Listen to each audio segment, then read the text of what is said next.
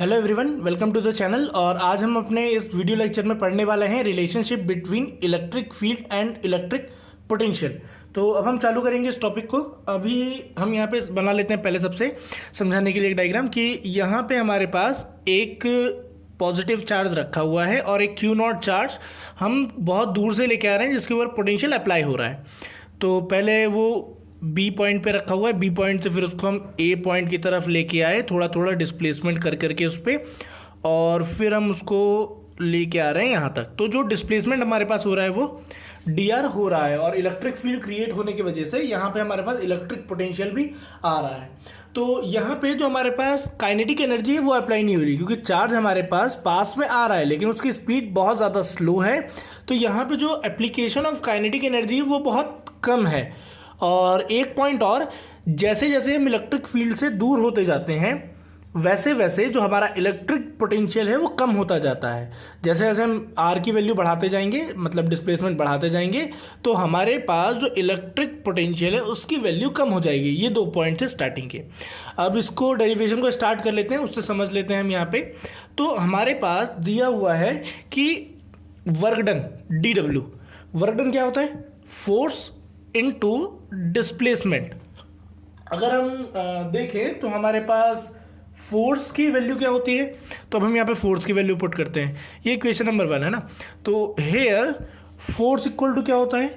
E into Q naught. तो electric field intensity into positive charge. तो अब हम इसको वैल्यू को पुट कर देते हैं। तो यहाँ आ जाएगा डी डब्ल्यू यानी कि वर्क डन, यहाँ आ जाएगा E epsilon not D are.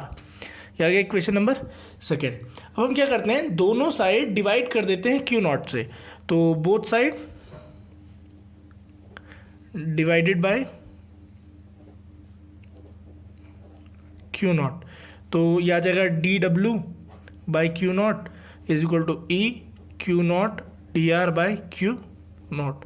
तो इससे कैंसिल हो गया। D W by Q naught हमारे पास ये हो जाएगा क्या? पोटेंशियल। तो आ जाएगा D V is equal to, यहाँ आ जाएगा ई डी आर। लेकिन अब हम यहाँ पे एक चीज़ अगर नोटिस करें तो हमारे पास जो वर्क डन किया जा रहा है वो अगेंस्ट में किया जा रहा है। मतलब जो आपका फोर्स लग रहा है वो इस डायरेक्शन में लग रहा है लेकिन वर्क डन उसको लाने में इधर किया जा रहा है।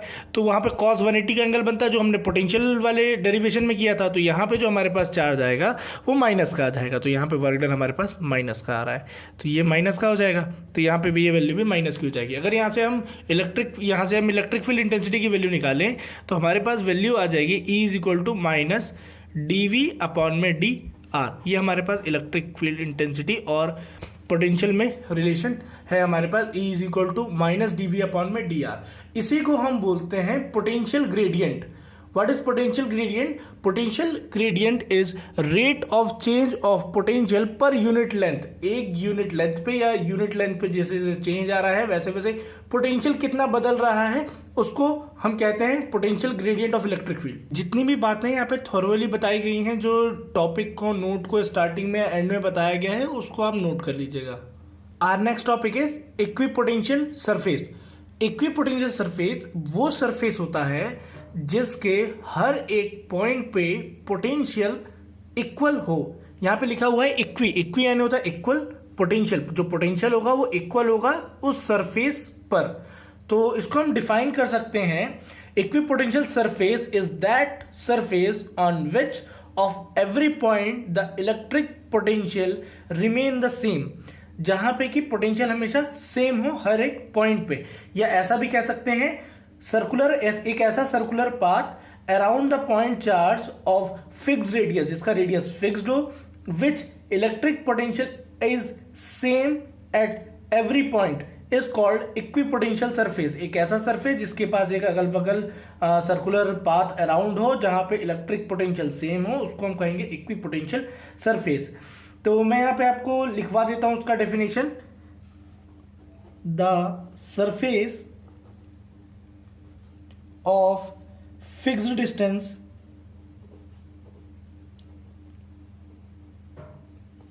around the point charge at every point the potential is same, it is called equipotential surface.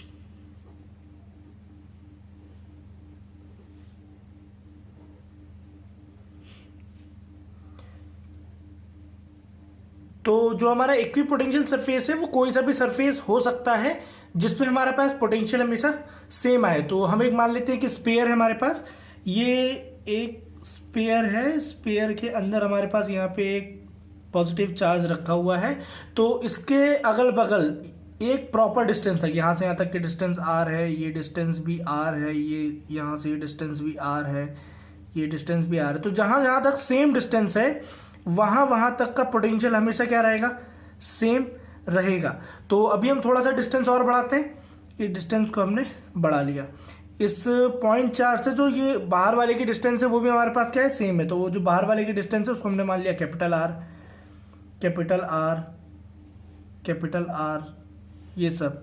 तो यहाँ पे भी जो हमारे पास पोटेंशियल होगा कैपिटल R डिस्टेंस पे फ्रॉम द पॉइंट चार्ज या सोर्स चार्ज, तो वहां पे भी जो हमारे पास पोटेंशियल है वो सेम होगा। तो ये जो दोनों ही सरफेस है, ये सरफेस 1 और ये सरफेस 2, तो ये अपने अपने डिस्टेंस के हिसाब से दोनों का पोटेंशियल सेम होगा। कैसे, इसको मान लेते हैं पॉइंट 1, तो इसको मान लेते हैं हम R1, कैपिटल R2, R3। तो capital R1, R2, R3, R4, R5, R6, R7, मतलब इक्विपोटेंशियल होंगे ये सारे। V R1 का बराबर होगा V R2 के, V R3 के, V R4 के, ये सब सारे पोटेंशियल हमारे पास बराबर होंगे। तो जो बाहर वाले पॉइंट के जितने भी आपके अलग अलग डिस्टेंस है सबके पोटेंशियल बराबर होंगे। और जो हमारे पास पोटेंशियल होगा V, जो स्मॉल, ये small R1, small R2, small R3 ऐसा मान लेते हैं इसको। तो small R1, V small R1, V small R2, V small R3 और V स्मॉल R4, इन सभी के पोटेंशियल हमारे पास बराबर होंगे। इसको हम कहते हैं इक्विपोटेंशियल सरफेस। ये एक स्फीयर भी हो सकता है, एक सिलेंडर भी हो सकता है। मान लेते हैं कि हमारे पास एक ही सिलेंडर है और एक सिलेंडर ये बड़ा वाला है हमारे यहाँ। तो ये इस पे जो ये जो छोटा वाला सिलेंडर है इसका रेडियस हमने मान लिया कि ये दिया हुआ है स्मॉल r, तो ये R1 पॉइंट हो गया, ये स्मॉल R2 पॉइंट हो गया, ये वाला हमने मान लिया यहाँ से ये R3 पॉइंट है और ये R4 पॉइंट है। तो इन सभी के पोटेंशियल बराबर होंगे ऊपर वाले की तरह। और ऐसे अगर हम बड़ा वाला माने तो ये R1 कैपिटल वाला हो गया, R2 हो गया, ये R3 हो गया और ये R4 हो गया। तो इन सभी का जो पोटेंशियल है वो हमारे पास बराबर होगा। तो ऐसे सरफेसेस को हम कहते हैं इक्विपोटेंशियल सरफेस। तो अब हम करेंगे, यहाँ पे दिया हुआ है प्रॉपर्टीज ऑफ इक्विपोटेंशियल सरफेस। तो हमारे पास यहाँ पे इक्विपोटेंशियल सरफेस की पहली प्रॉपर्टी दी हुई है, eight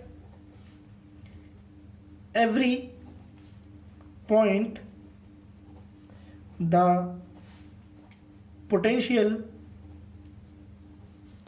of the surface is same. यहां पे हर एक पॉइंट पे जो पॉजिटिव चार्ज से बराबर है वहां तक में जो पोटेंशियल होगा वो सेम होगा।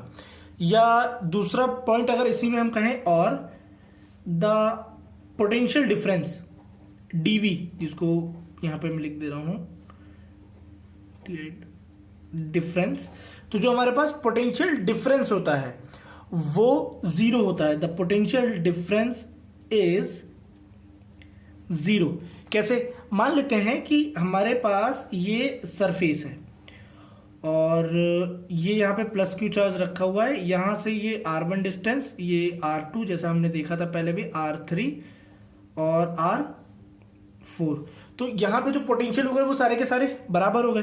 तो V R1 बराबर हो जाएगा V R2 के, ये आ जाएगा V R3 के और ये आ जाएगा V R4 के। ये सारे के सारे पोटेंशियल हमारे पास बराबर हो गए। अगर हम पोटेंशियल निकालें किन्हीं भी दो पॉइंट के बीच में, अगर हम उन दोनों का डिफरेंस निकालें तो V is equal to V R2 minus V R1। तो वी आर वन और वी आर टू तो बराबर ही थे, तो V R two minus V R one की जगह भी हम क्या रख देंगे, वी आर टू, इससे कट गया। तो जो पोटेंशियल डिफरेंस आया हमारे पास डीवी, तो जो हमारे पास डीवी की वैल्यू आ रही है वो आ रही है क्या, 0। तो इक्वी पोटेंशियल सरफेस पे हर जगह का पोटेंशियल सेम होता है, या तो ये कहें कि जो पोटेंशियल डिफरेंस होता है वो क्या होता है, हमारे पास 0 होता है किसी भी इक्वी पोटेंशियल सरफेस के लिए। हमारे पास सेकंड पॉइंट दिया हुआ है, no work done in bringing any test charge from one point to another point at equipotential surface।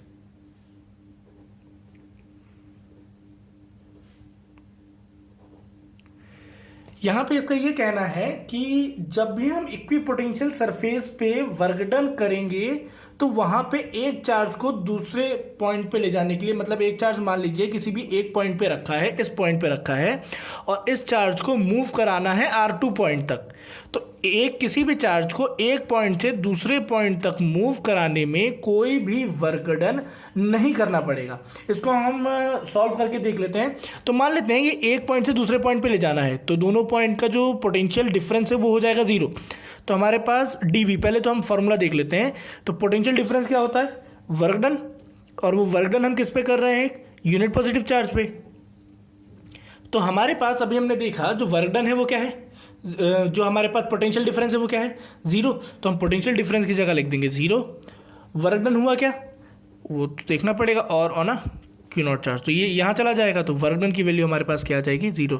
तो एक इक्विपोटेंशियल सरफेस पे हमारे पास जो वर्क डन की वैल्यू होती है वो भी 0 होती है, क्योंकि हमारे पास जो पोटेंशियल डिफरेंस है वो 0 आ रहा है। अगर पोटेंशियल डिफरेंस 0 नहीं आता तो वर्क डन भी कुछ ना कुछ आता, लेकिन एक इक्विपोटेंशियल सरफेस पे एक पॉइंट से दूसरे पॉइंट तक मूव कराने के लिए कोई भी वर्क डन नहीं करना पड़ता है। Our third point is